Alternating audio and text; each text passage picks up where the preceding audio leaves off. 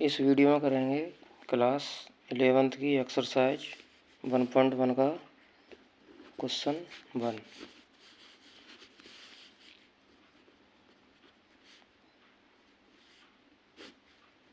Class 11th इसमें first question में है which of the following are sets, यानी कौन से सेट हैं, जस्टिफाई और आंसर। जस्टिफिकेशन भी देना है इसमें।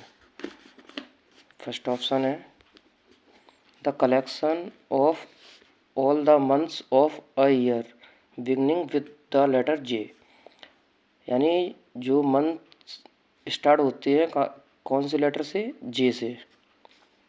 तो ये बताना है कि सेट है कि नहीं है। जे से स्टार्ट होने वाले मंथ्स, पहला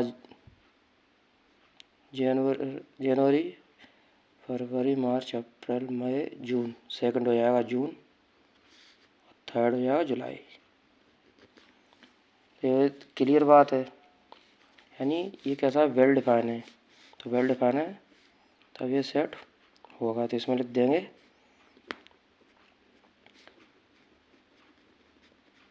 गिवन कलेक्शन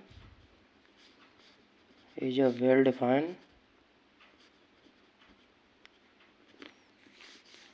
जब वेल डिफाइन है तब सेट होगा। So it is a set. Second option है, इसमें जो मंथ्स ऐसे जो जे से स्टार्ट होने वाले, तो ये क्लियर है, ये जनवरी, जून और जुलाई, ये तीन ही होंगे जो जे से स्टार्ट है। इनके अलावा कोई और नहीं होगा। तो ये बात वेल डिफाइन है। वेल डिफाइन है तब ये सेट होगा। लिख देंगे सेट की फॉर्म में, ऐसे लिख देंगे कर्ली ब्रैकेट के अंदर जनवरी, जून, जुलाई।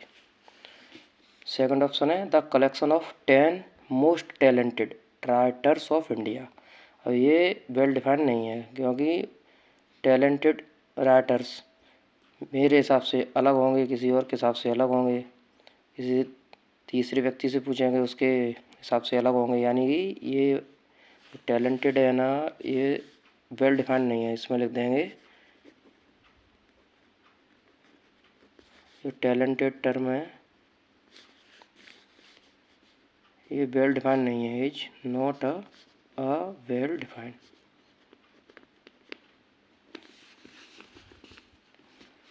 वेल डिफाइंड नहीं है यानी क्लियर नहीं है। कैसी है, अनक्लियर है,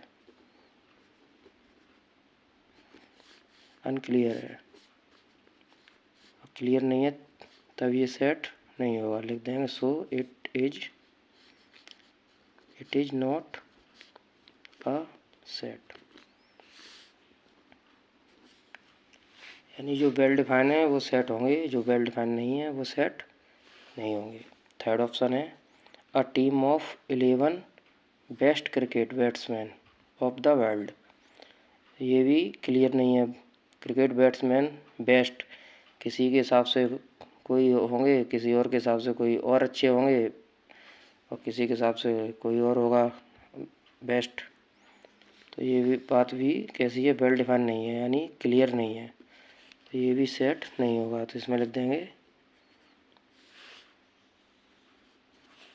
इसमें क्या है, बेस्ट है, जो बेस्ट टर्म है। इसमें ऊपर वाले में टैलेंटेड, ये वाली टर्म ये क्लियर नहीं है। इसमें ये बेस्ट, ये टर्म कैसी क्लियर नहीं है, यानी कि इज नॉट बेस्ट जो टर्म है वो इज नॉट अ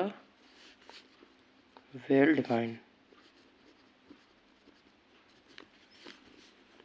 ये वेल डिफाइन नहीं है यानी क्लियर नहीं है, तब सेट नहीं होगा। So it is not a set. यहाँ जो बेस्ट टर्म है is not a well defined, so it is not a set. ठीक है,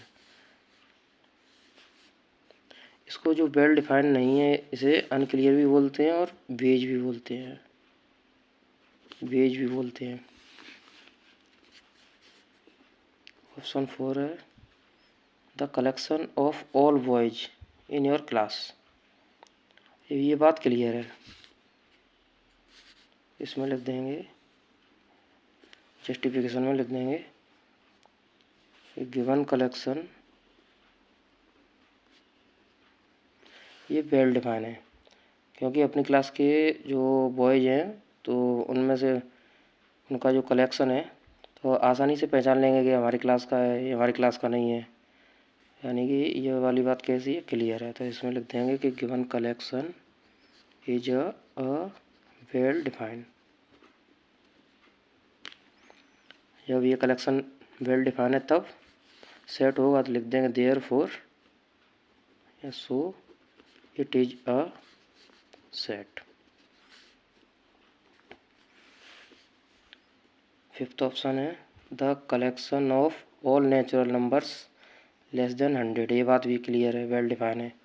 100 से छोटे नेचुरल नंबर है, यानी सभी का आंसर एक ही आएगा इसमें।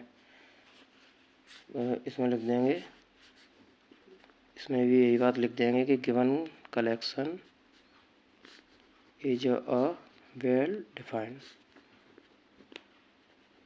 इसमें भी आंसर में चेंज नहीं होगा, सभी के लिए सबका आंसर एक ही रहेगा। 100 से लेस नेचुरल नंबर 1 2 3 4 5 6 7 8 9, इन सबका आंसर एक ही रहेगा। तो ये सेट जो कलेक्शन है वो कैसा है, वेल डिफाइन है। जब ये कलेक्शन वेल डिफाइन है तब सेट होगा, therefore it is a set. Option 6 है a collection of novels written by the writer Munshi Premchand. Munshi Premchand के द्वारा लिखे गए नॉवेल्स, तो ये भी वेल डिफाइन है। इसमें भी लिख देंगे कि given collection is a well define,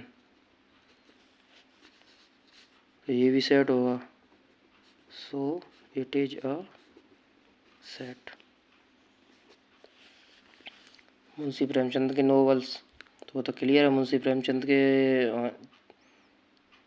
novels जितने भी उन्होंने लिखे होंगे 10 12 15 तो उतने ही रहेंगे।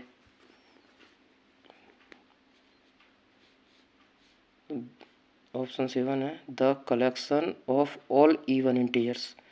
ये भी जो कलेक्शन है वो वेल डिफाइन है, क्योंकि इवन इंटीजर्स ये भी सबका आंसर एक ही रहेगा 2 4 6 8, यानी कि ये बात भी वेल डिफाइन है। तो लिख देंगे given collection is a well define. तो जब ये कलेक्शन वेल डिफाइन है तब सेट होगा, लिख देंगे therefore it is a set.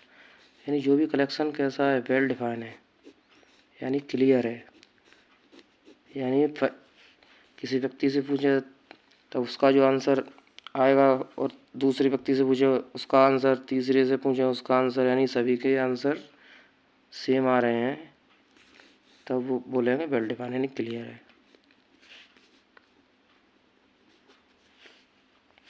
Option 8 है इसमें the collection of questions in this chapter, यानी इस चैप्टर के क्वेश्चन का कलेक्शन, ये भी वेल डिफाइन है, क्लियर है। जितने उतने ही रहेंगे सभी के हिसाब से, तो ये बात भी क्लियर है। इसमें भी लिख देंगे given collection is a well define. तो जब कलेक्शन वेल डिफाइन है, क्लियर है, तो ये भी सेट होगा, so it is a set.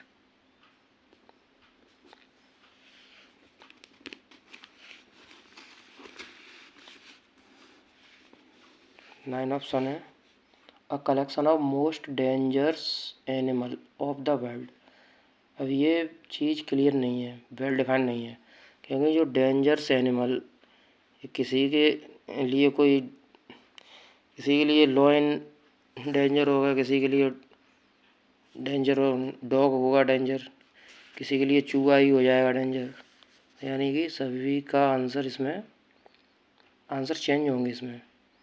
तो ये कलेक्शन क्या है, सेट नहीं होगा। तो इसमें लिख देंगे ये वेल डिफाइंड नहीं है, तो given collection is not a well defined. Well defined नहीं है यानी कि कैसा है, अनक्लियर है। अनक्लियर है, अनक्लियर को बोलते हैं वेज, यानी वेज है, क्लियर नहीं है। क्योंकि किसी को किसी से लगता है डर, किसी को किसी से लगता है, यानी हर किसी का आंसर सेम नहीं होगा इसमें। तो जब ये वेल डिफाइंड नहीं है कलेक्शन, तब सेट भी नहीं होगा। तो लिख देंगे सो it is not a set.